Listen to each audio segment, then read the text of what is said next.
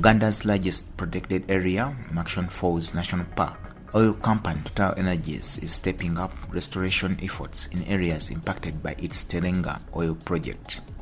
The company has so far restored over 217 hectares of degraded land, including access roads, well pads, and flow lines. In May 2024 alone, 12.3 hectares were restored along pipeline routes. Most of the pipeline in the park has been fully buried. It's underground, and we brought back the topsoil, and we have now restored, above the pipeline. We are standing in a restored site, and indeed you can see on my left, this is the first place we started with restoration in May 2024. This is when we started, in May 2024. And you can see that it's now fully regenerated. But we also wanted to show you this side, which was restored quite recently, about roughly 6 months ago. And you can see the transition happening.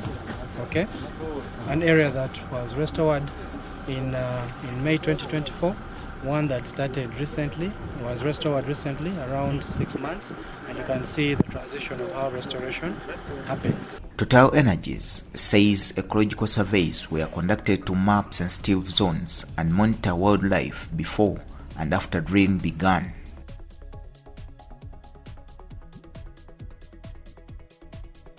Key to restoration is the reuse of original topsoil, carefully preserved during drilling and now returned to its place to encourage regrowth.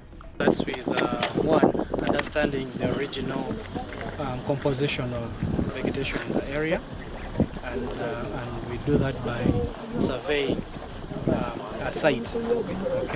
Survey the site, understand what sort of species of grass, species of trees are there, what sort of animals are utilizing the place.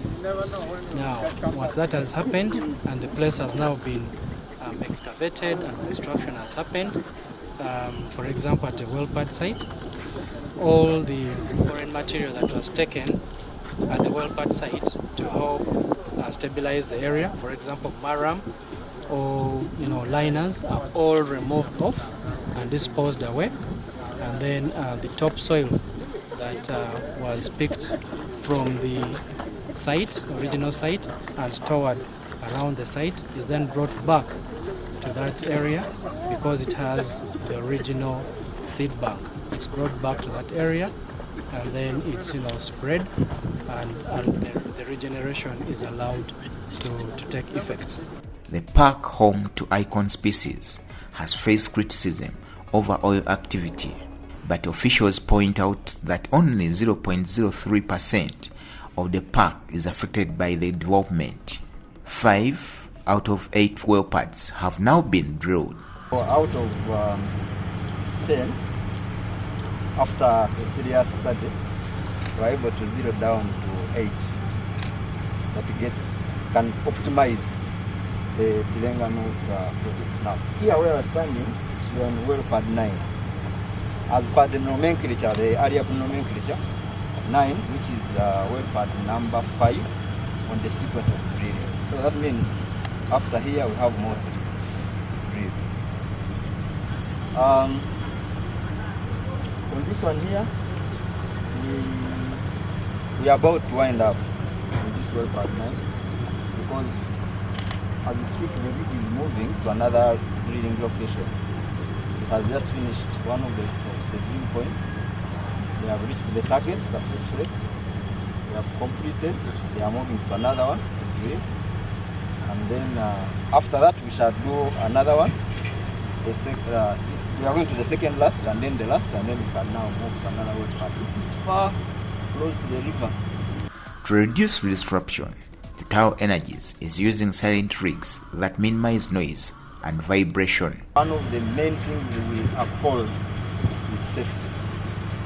Safety of the people, safety of the environment, and above all, since we are here, safety of the animals. Make sure that we work together with the animals. It's unfortunate we can't see them, but sometimes you see when they come close to the fence, meaning they are in good relationship with the operation. And with growing concerns about stray elephants near the park's edge, the company is teaming up with Uganda Wildlife Authority to install electric fencing starting in the south and later expanding to Noya district. A dedicated balance between development and conservation, one Totalenergies hopes to maintain as drilling continues. Story by Julius Ochungi for the URN.